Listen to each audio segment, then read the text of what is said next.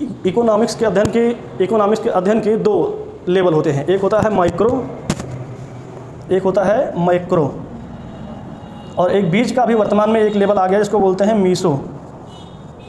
Micro का मतलब होता है सूक्ष्म और मैक्रो का मतलब होता है वृहद। मीसो अभी ये एक मॉडल है, ये विकसित हो रहा है, अभी ये विकासशील लेवल पर है, अभी यह विकासशील स्तर पर है, डेवलप हो रहा है।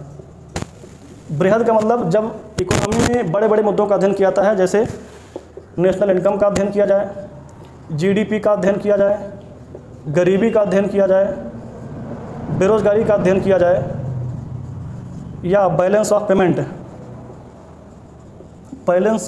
का अध्ययन किया, मतलब बड़े स्तर की चीज़ों का अध्ययन किया जाए, तो उसको बोलते हैं मैक्रो। मतलब इकोनॉमिक्स के नियमों को पढ़ने का लेवल होता है, तरीके जो चयन की समस्याएं हैं, किसी भी देश में व्याप्त जो समस्याएं हैं उनके अध्ययन के दो मुख्य रूप से लेवल होते हैं। तीसरा लेवल अभी विकसित हो रहा है जिसको बोलते हैं मीसो। बड़े बड़े स्तर की बात हो, जैसे किसी देश की विदेश नीति क्या है, किसी देश में गरीबी कितना है, किसी देश में बेरोजगारी कितना है, किसी देश में असमानता कितना है, इन चीज़ों का अध्ययन जो हम करते हैं वो मैक्रो के तहत करते हैं। और अगर किसी एक यूनिट का अध्ययन हम करते हैं तो उसको बोलते हैं माइक्रो। जैसे मांग का नियम क्या है, मांग का नियम, पूर्ति का नियम और कीमत का नियम, इन तीन चीज़ों का अध्ययन हम करते हैं माइक्रो स्तर पर, सूक्ष्म स्तर पर।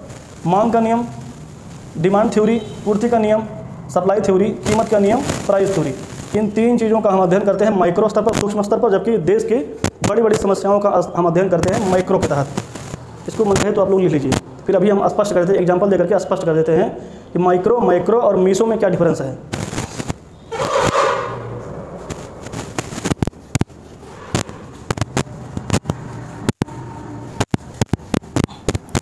जैसे देखिए हमारे देश की इकोनॉमी में कई सेक्टर हैं। जैसे एक हो गया ऑटोमोबाइल सेक्टर हो गया, एक हो गया एग्रीकल्चर, एक हो गया रियल इस्टेट,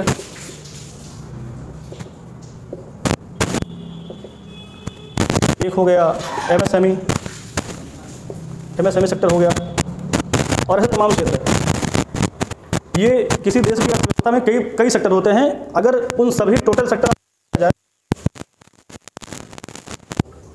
की स्टडी किया जाए तो उसको बोलते हैं मैक्रो MACRO। इसमें से किसी एक सेक्टर का यदि अध्ययन किया जाए तो उसको हम बोलते हैं मीसो, और उस एक सेक्टर में से किसी एक यूनिट का अध्ययन किया जाए तो उसको बोलते हैं मैक्रो, इसको हम मैक्रो बोलते हैं। जैसे ऑटोमोबाइल, मतलब इसमें ऑटोमोबाइल में मान लीजिए जैसे महिंद्रा कंपनी है, इसमें मान लीजिए मारुति सुजुकी कंपनी है, इसमें मान लीजिए टाटा कंपनी है। तो इसमें एक ऑटोमोबाइल सेक्टर में कई प्रकार की कंपनियां हैं। सभी सेक्टर्स के अध्ययन किया जाए उसको बोलते हैं मैक्रो। किसी एक सेक्टर के अध्ययन होता है मीसो, और उस एक सेक्टर के अंदर एक छोटे सी यूनिट का हम अध्ययन करें तो उसको बोलते हैं माइक्रो। जितने भी सेक्टर्स हैं जिसमें उनका सबका अध्ययन मैक्रो कहलाएगा, एक सेक्टर का अध्ययन कहलाएगा मीसो, और किसी एक सेक्टर की एक यूनिट का अध्ययन कहलाएगा माइक्रो। तो आशा करते हैं आप सभी को समझ में आएगा। इसके आगे की चीज़ें आपको अगली क्लास में मिलेंगी। धन्यवाद।